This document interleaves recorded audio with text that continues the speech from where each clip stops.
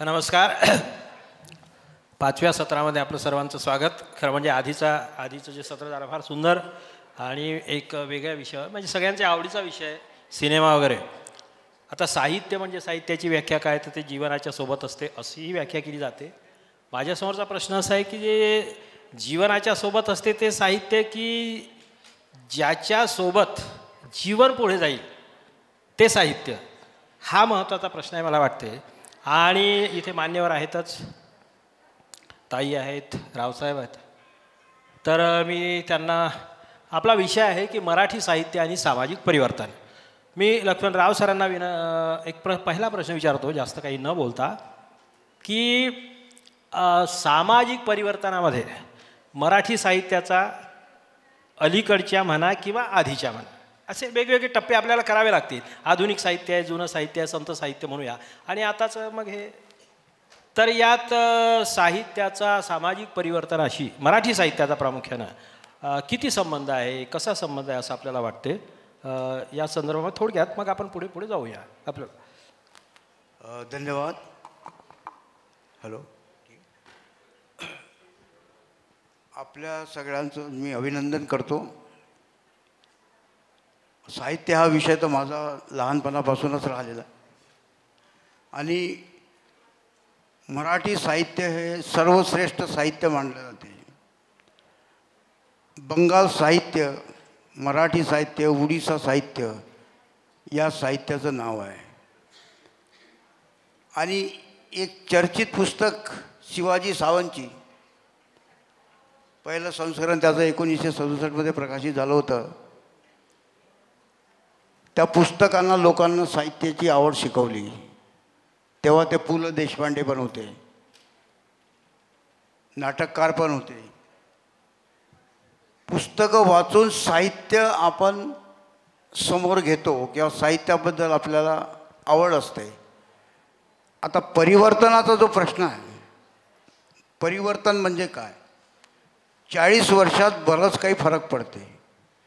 40 वर्षाच्या अगोदर जे सिनेमा हॉल होते ते आता नाही राहिलेले आहे, जे उद्योगपती होते ते आता नाही राहिलेले आहे. साहित्य बदलत जाते. अगोदर साहित्य लिहिलं जात होतं ते एक विद्वान समजून किंवा विद्वान लोकांसाठी. आता एक कमर्शियल झालेलं आहे. लोक पुस्तकं लिहितात लेखक व्हायसाठी. मेरी पहचान बनेगी, मैं बहुत बड़ा लेखक बनूंगा, मेरी किताबें बिकेगी.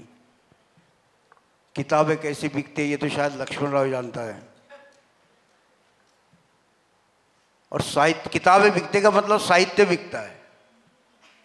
यहाँ तो सवेरे से लेकर अब तक जो चर्चा हो रही है, विद्वानों के बीच में चर्चा हो रही है, बहुत अच्छी भी चर्चा हो रही है.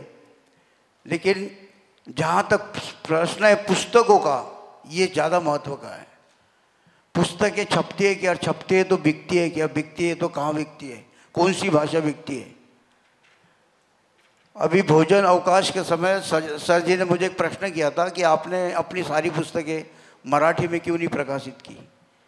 तो मैंने कहा सर मैं दिल्ली में रहता हूँ तो मराठी कहाँ बेचूँगा.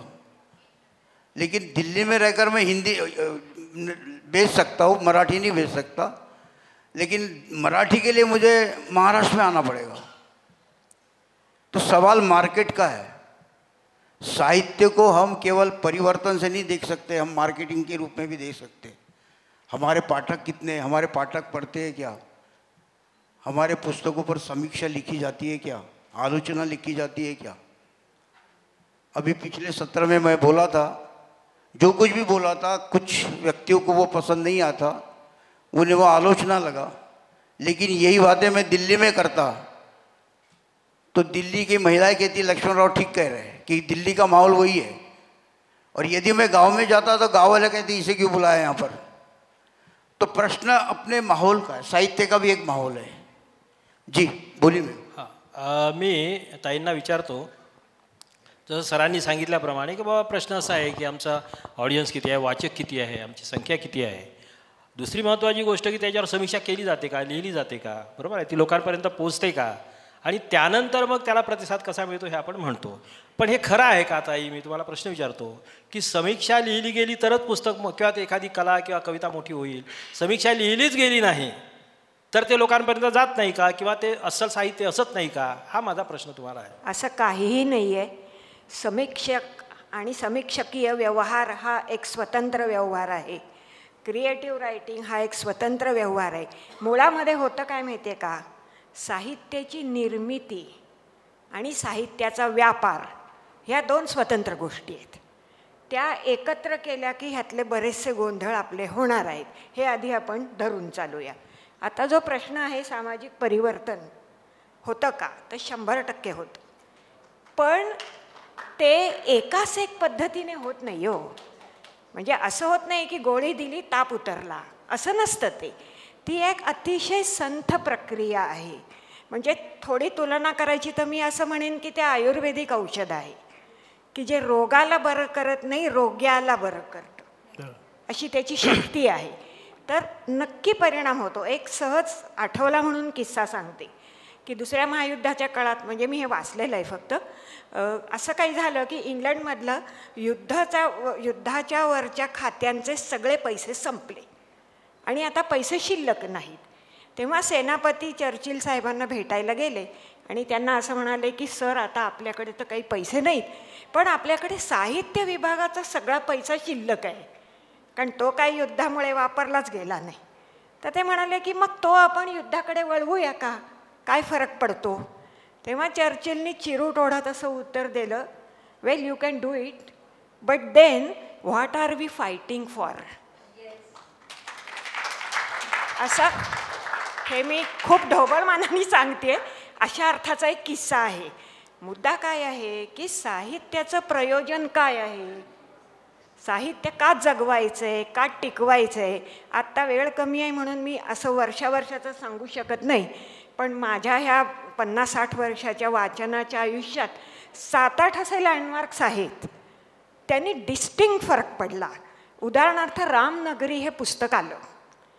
रामनगरकर केशकर्तनाचा व्यवसाय करणारे गृहस्थ.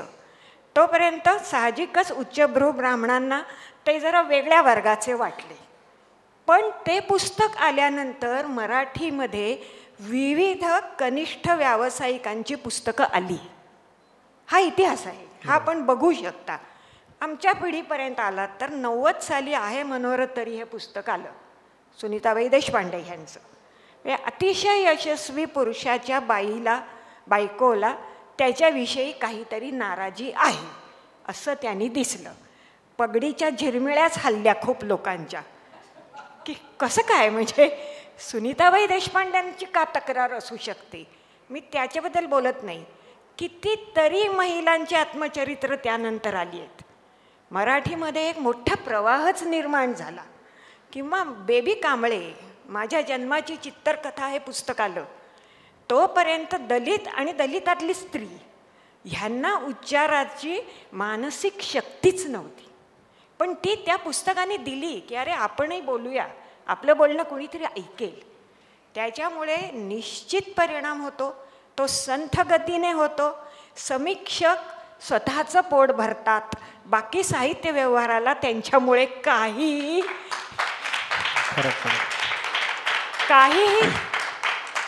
थेट असं काही मिळत नाही.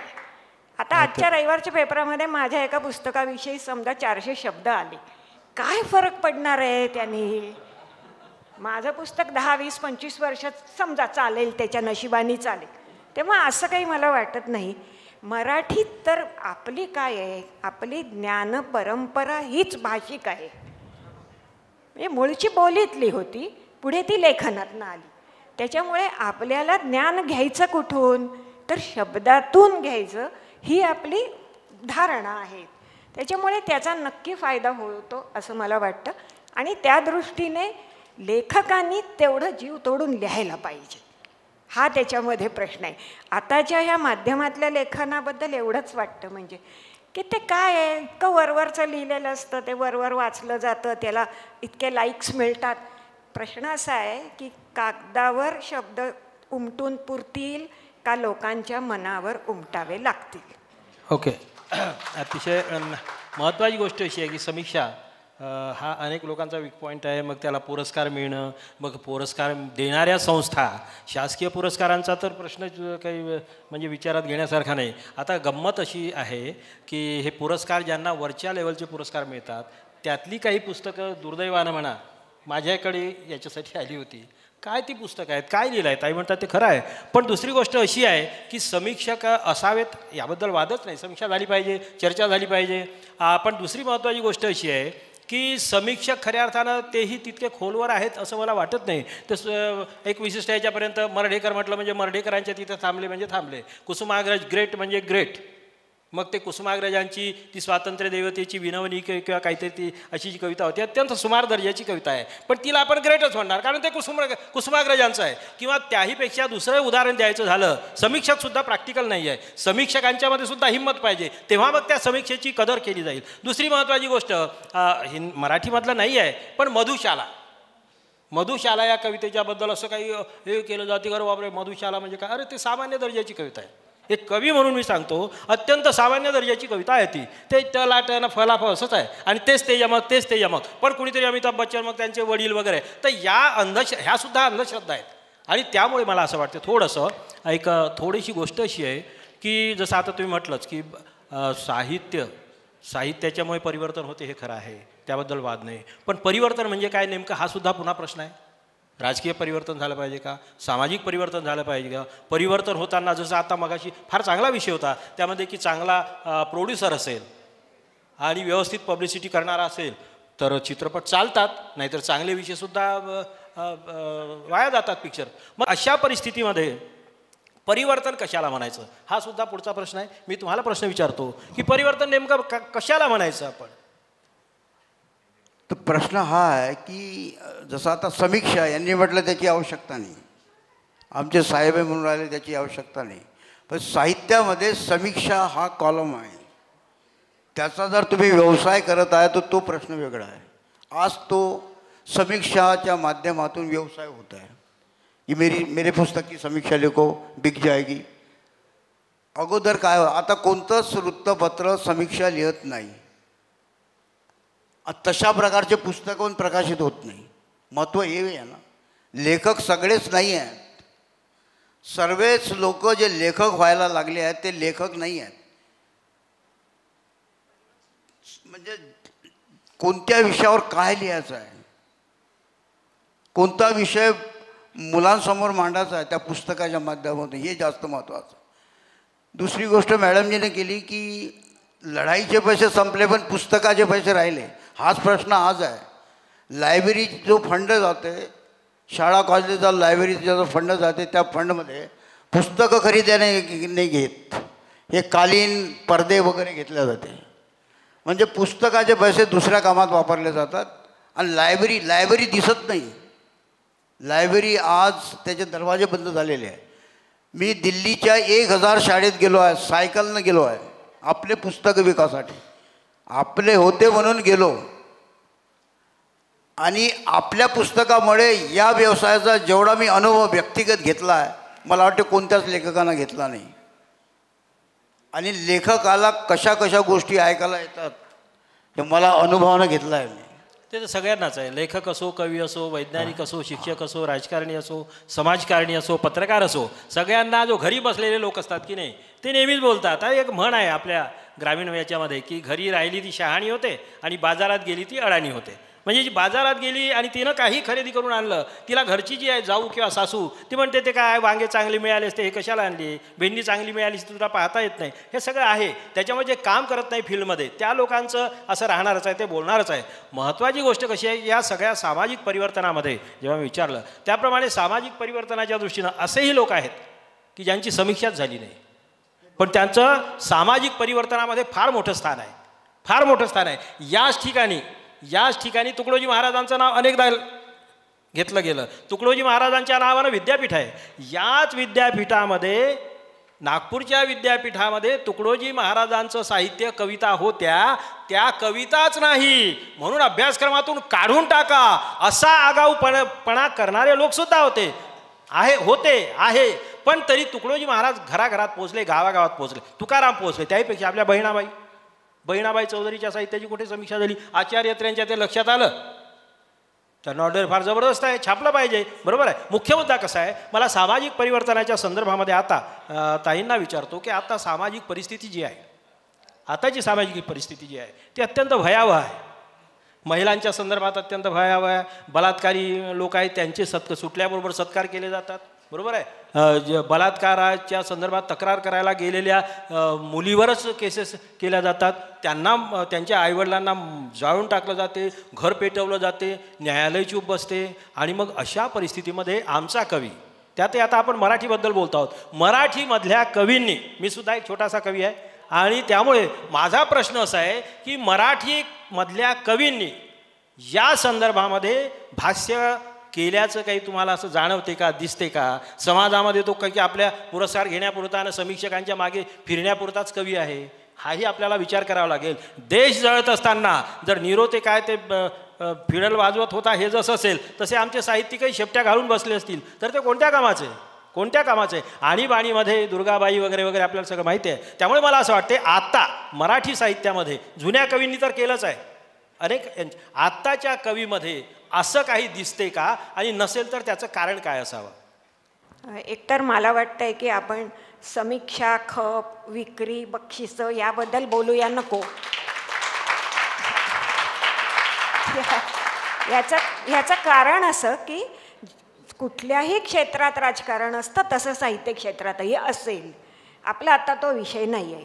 आपला खरा विषय काय आहे की छापील साहित्य किंवा निर्माण केलेलं साहित्य हे समाजाला परिवर्तनाला हातभार लावतं का? तुम्ही जे म्हणलात आत्ताचा कवी, तुम्हाला माहिती आहे का हो की कुसुमाग्रजांनी कविता लिहिली त्या पहिल्याच वर्षी गाजली होती असं तुम्हाला माहिती आहे का? ती नसेल, ती मुरावी लागते. ते पाणी जमिनीत झिरपावं लागतं. साहित्य ही जमिनीचा ओलावा टिकवणारं एक प्रकारचं द्रव्य आहे.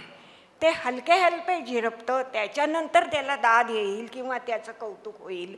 तर तुम्ही आजच्या कवीसाठी कदाचित 30 सालापर्यंत 40 सालापर्यंत थांबू शकाल किंवा थांबावं लागेल तुम्हाला.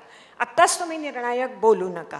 दुसरं एक मला असं जाणवतं की आपल्या एकूणच समाजाची, देश म्हणून आणि राज्य म्हणूनही एकसंधता सतत कमी कमी होत चालली आहे. We are becoming a fragmented society. तुकड्या तुकड्यातल्या समाज आहे आपला सगळा.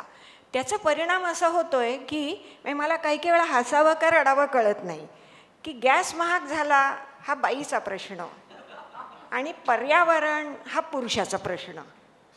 तर पर्यावरण हा बाईचा प्रश्न का नसावा बरं? आणि गॅस महाग झाला म्हणून नवऱ्याला बायको म्हणली नाही आता 5व्यांदा चहा करणार, तर त्याचाही प्रश्न होऊच शकतो की नाही? मुद्दा काय आहे, आपला समाज आज फार विघटित स्वरूपात आहे. त्याच्यामुळे आपल्याला एकसंध परिणाम जो अत्र्यांच्या काळात दिसला, जो पुलंच्या काळात दिसला, तो आज किंवा ह्याच्या पुढे दिसणार नाही.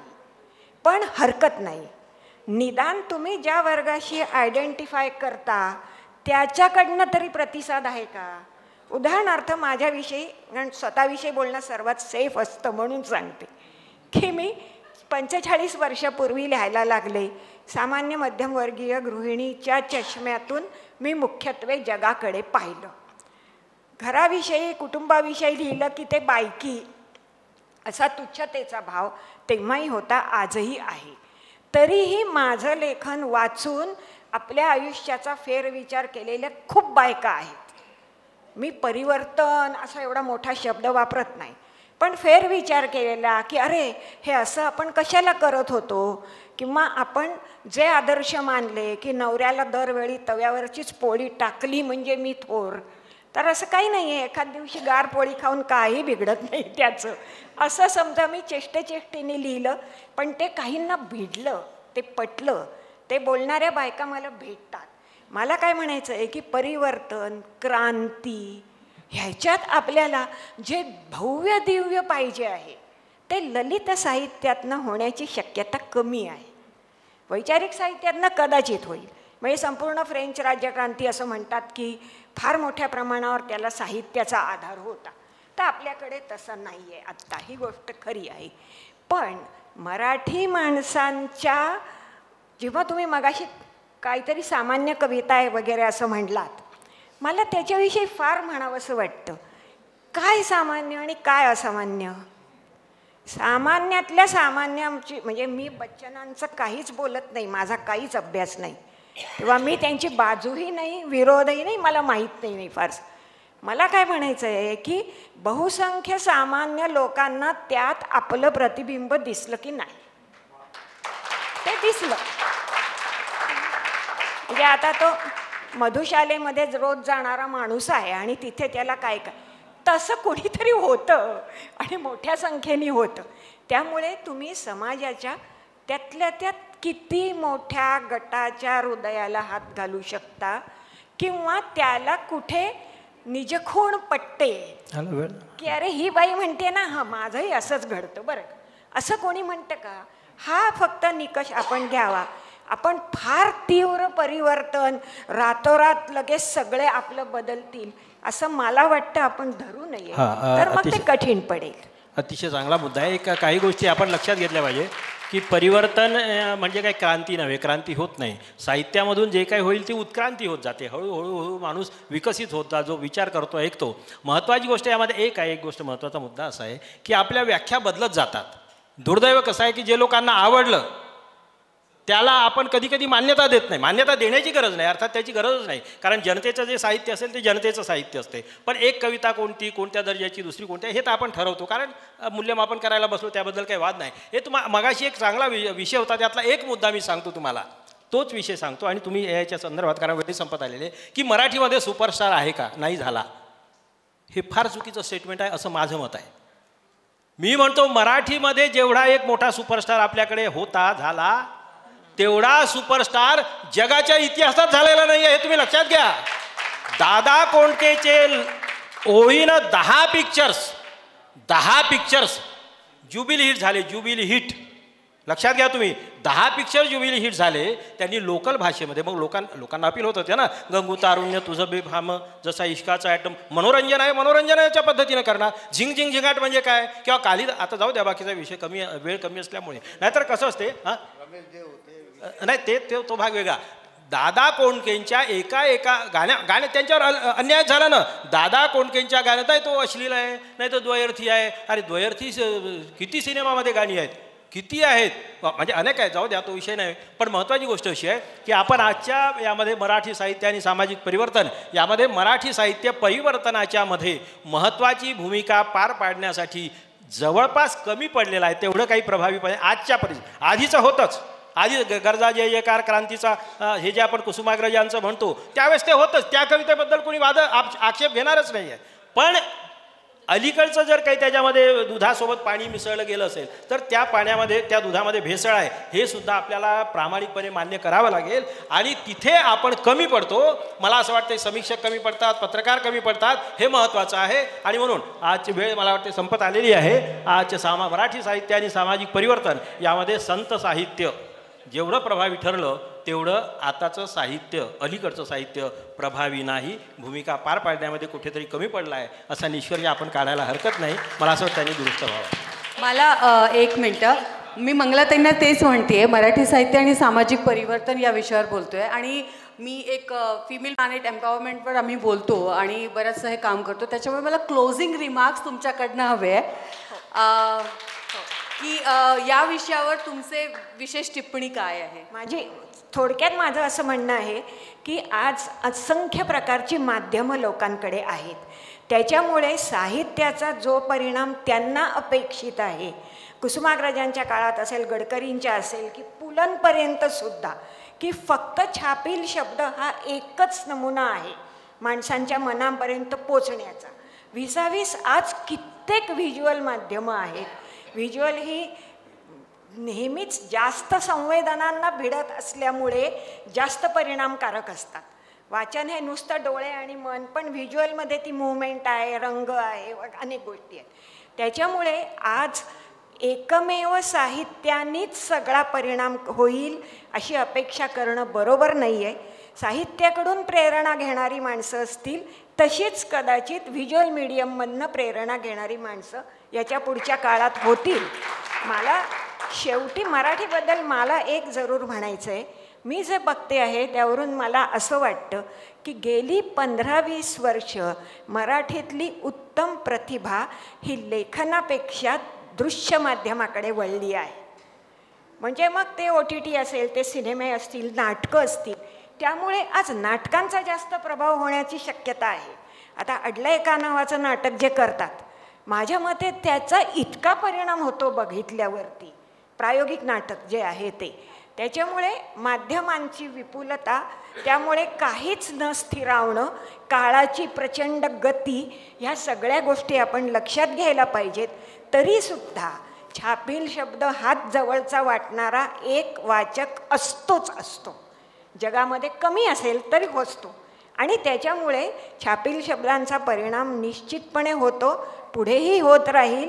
अधिक चांगलं व्हायची इच्छा असेल तर आपला शब्द किती प्रामाणिक आहे हे लेखकांनी तपासून बघावं. बाकी मग गोष्टी गौण आहेत. मी खोटं नाटकी वरवरचं काहीतरी लिहीन आणि भराभरा समीक्षक किंवा लोक माझी दाद देतील ही अपेक्षा करण्यात आता अर्थ राहिला नाही.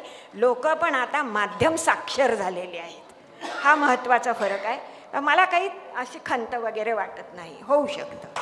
Thank you so very much. जैसे आपने बोला कि परिवर्तन तो सब में हुआ है, बट फिर भी महाराष्ट्रीयन लोग मराठी बहुत पढ़ी जाती है, दूसरे लैंग्वेजेस की अपेक्षा बहुत ज़्यादा पढ़ते हैं. तो उसमें, और आप मैगजीन भी चलाती हैं, तो उसमें आपको कैसे लगता है कि आपने जितना बड़ा, अभी यहाँ पे किसी ने इतनी बड़ी लाइफ टाइम नहीं देखी है साहित्य की, तो आपने जब शुरू किया था और अब में क्या परिवर्तन आ गया है? क्या लेखन से ज़्यादा अब उनका असर कैसा होता है? अब असर के बारे में मी मराठीच बोलते, मला एवढं हिंदी येत नाही.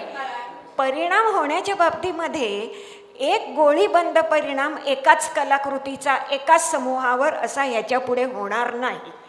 अनेक समूहांना अनेक गोष्टी भिडत राहतील, परंतु त्या तशा असणं आणि त्याविषयी आदर ठेवणं हे चांगला रसिक म्हणून आमचं पण काम असेल. नाही तर त्याचं काय ते मला नाही आवडत. मला कळत नसेल ही गोष्ट वेगळी, पण मी ते डिस्कार्ड नाही करू शकणार. ती त्याची सेन्सिटिव्हिटी आहे, ही माझी आहे, ही आणखी कोणाची आहे. एक तुम्हाला नक्की सांगते की छापील शब्दाचा हॉन्टिंग जे आहे ना, ते झपाटलेपण जे आहे ना, ते ज्याच्या रक्तात मिसळलं ते मिसळलं, ते जातच नाही, ते कायम त्या माणसाला धरूनच राहतं. त्यामुळे तसे वाचक हे राहतील आणि ते होत राहील. मला त्याच्याविषयी फक्त व्याप्ती वाढली आहे पण खोली वाढली नाही आहे. हा आजच्या मराठी लेखनाचा प्रश्न आहे माझ्या मते. क्या बात है. एक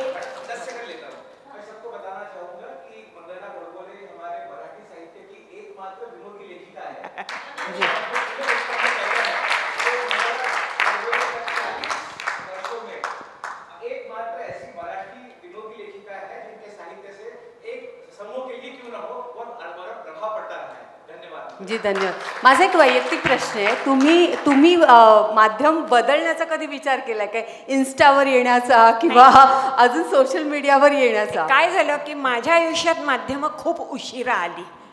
मी 50 होऊन, आता मी 75 आहे, मी 50 होऊन गेले होते.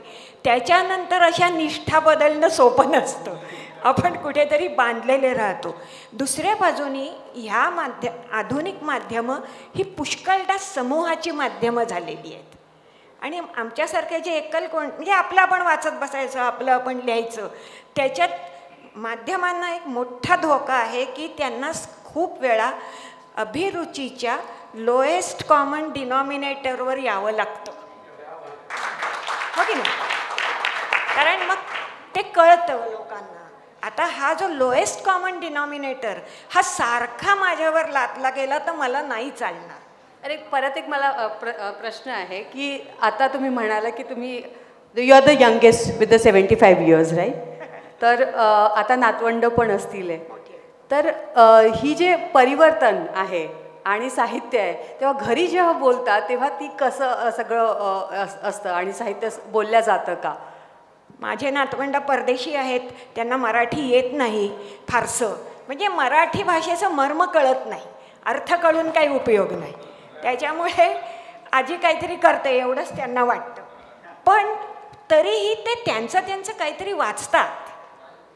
म्हणजे मला त्याच्याविषयी वाटतं की प्रत्येकाने डोकं खुपसून पुस्तकच का वाचलं पाहिजे. कोणी किंडल वाचू दे, कोणी काही वाचू दे, वाचा बाबांनो, काही ना काही वाचा. त्याच्यामुळे पुढच्या पिढ्या वाचतच नाहीत असं मला वाटत नाही. वेगळं वाचतात, वेगळ्या माध्यमातून वाचतात, वाचू दे, काही हरकत नाही आहे. त्याच्यामुळे वाचन करणं, इंट्रॉस्पेक्शन करणं वाचनातून, ही मुलांच्या बुद्धीला सवय लावणं हे पालकांचं काम आहे. मग ते मराठीत वाचा, इंग्रजीत वाचा, किंडलवर वाचा, काही करा तुम्ही. फक्त आम्ही वाचणारच नाही आणि आम्हाला सारखं बटन दाबून काहीतरी नाच गाणं बघूनच करमणूक, हे डेंजरस आहे. आणि सुदैवाने माझ्या नातवंडांच्यात तो प्रश्न नाही आहे. त्यांचं ते काहीतरी वाचत असतात, त्यांचं म्हणणं काहीतरी मांडत असतात. तेव्हा त्यांना माझं नाही कळलं तर हरकत नाही, त्यांना कळेल हे काय कमी आहे असं मला वाटतं. सो असं म्हणतात वाचाल तर वाचाल, त्याच्यामुळे वाचन महत्त्वाचं आहे. सो धन्यवाद तुम्हा तिन्ही महानुभावांचं. आणि अतिशय सुंदर चर्चा झाली ही. मराठी साहित्य आणि सामाजिक परिवर्तन हा विषय होता. आणि मी आता निवेदन करते एहसास विमेन ऑफ लखनौ दीपा मिश्रा यांना की यांनी तिन्ही मान्यवरांचा सत्कार करावा. मंगलताई गोडबोले. मला ही बाब ऐकून फार छान वाटले. She is the youngest one in the hall. आणि ऊर्जा आणि त्यांची excitement towards her craft and art is phenomenal. Laxmanrao यांचं पण स्वागत दीपा मिश्रा करतील. Gyanesh Wakudkar.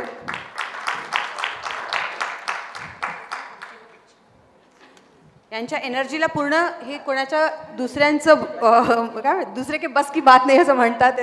It's very very right.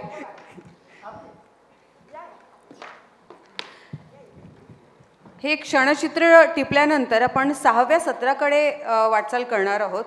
पुढचं सत्र आपलं असणार आहे आधुनिक साहित्यात ऐतिहासिक परिप्रेक्ष्य. केदार फाळके आणि सचिन जहागीरदार यांच्याशी चर्चा करतील.